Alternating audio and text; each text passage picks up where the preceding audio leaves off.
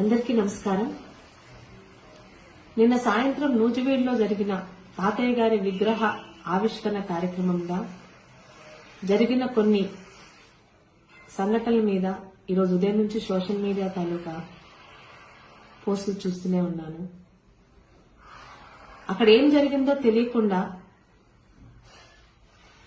మాట్లాడుతున్న వాళ్ళ గురించి కాకుండా శిరీషమ్మ పొరపాటు చేసిందా అని, ఏమ్మా ఇలా జరిగింది అని నా గురించి అభిమానంతో ఆప్యాయంగా జరిగింది తెలుసుకోవడానికి ఫోన్లు చేస్తున్న సోదరుల గురించి, సోదరీమణుల గురించి వివరణ ఇవ్వాలని మీ ముందుకొచ్చాను. నెల రోజుల క్రితమే డిసెంబర్ 15న నూజివీడులో ఆ కార్యక్రమం ఉంది అని కృష్ణా జిల్లా గౌడ సంఘం నాయకులందరూ నన్ను కాంటాక్ట్ చేసిన పిదప మనవరాలిగా ఆయన విగ్రహాన్ని మీరే ఆవిష్కరించాలి అని చెప్తే ఖచ్చితంగా వస్తారని అన్నాను. ఇంతకు ముందు కూడా లచ్చన్న గారి విగ్రహాలకి ఆయన కుటుంబ సభ్యురాలిగా ఆవిష్కరణకు వెళ్లాను, ఇప్పుడు వెళ్తున్నాను కూడా. ఇది తెలిసి జరిగిన పొరపాటు కాదు, తెలియక జరిగిన పొరపాటు అయినప్పటికీ కూడా ఈరోజు ఉదయం నుంచి సోషల్ మీడియాలో దీని మీద విపరీతంగా స్పందిస్తున్న వాళ్ళకి మీ సోషల్ మీడియా, మీ సోదరి గౌతు శిరీషగా ఒక విన్నపం. తెలుగుదేశం సోషల్ మీడియా అంటే చాలా అభిమానం ఉన్న అమ్మాయిని. సోషల్ మీడియాలో మీ అందరూ నాతో పంచుకుంటున్న ప్రతి అభిప్రాయాన్ని అధిష్టానం దృష్టికి తీసుకెళ్లే మీ గౌతు శిరీషని. అలాంటిది తెలిసి తప్పు చేస్తానని ఎలా అనుకుంటారండి?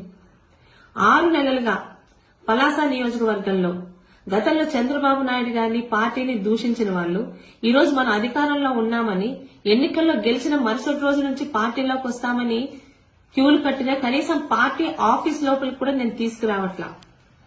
శిరీషమ్మ మీద నమ్మకంతో, గౌరవంతో 41,000 మెజారిటీ ఇచ్చిన తెలుగుదేశం, జనసేన, బీజేపీ కార్యకర్తలతోనే నా ప్రయాణం. అంతేగాని ఈ రోజు గెలిచామని మన పార్టీలోకి వస్తున్న ఏ ఒక్కరిని తీసుకోనని తెగేసి చెప్పాను. ఆ మాట మీదే నిల్చున్నాను. అది నా కమిట్మెంట్ పార్టీ పట్ల. ఇక పోతుల సునీత గారు రాజీనామా చేస్తున్నారు వైసీపీకి అన్నప్పుడు మొట్టమొదటిగా వాయిస్ రేస్ చేసిన ఏకైక ఎమ్మెల్యేని నేనే.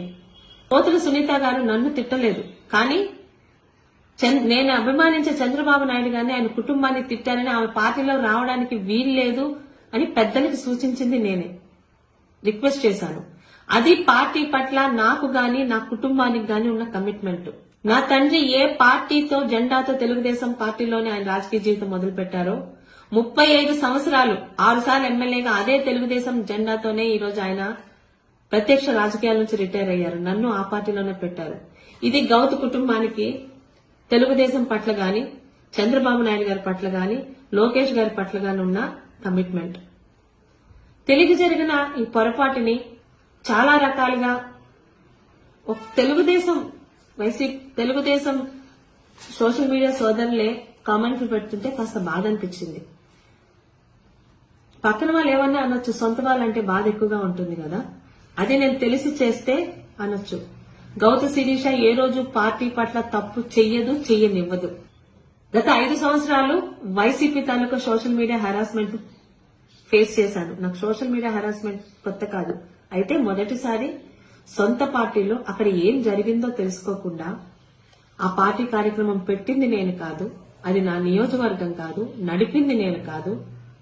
గౌతు లచ్చన్న గారి మనవరాలిగా, కుటుంబ వారసురాలిగా విగ్రహ ఆవిష్కరణకి మాత్రమే వెళ్లాను. అక్కడ ఎవరెవరిని ఆహ్వాన సంఘం పిలిచారో నాకు ఎలా తెలుస్తుందండి?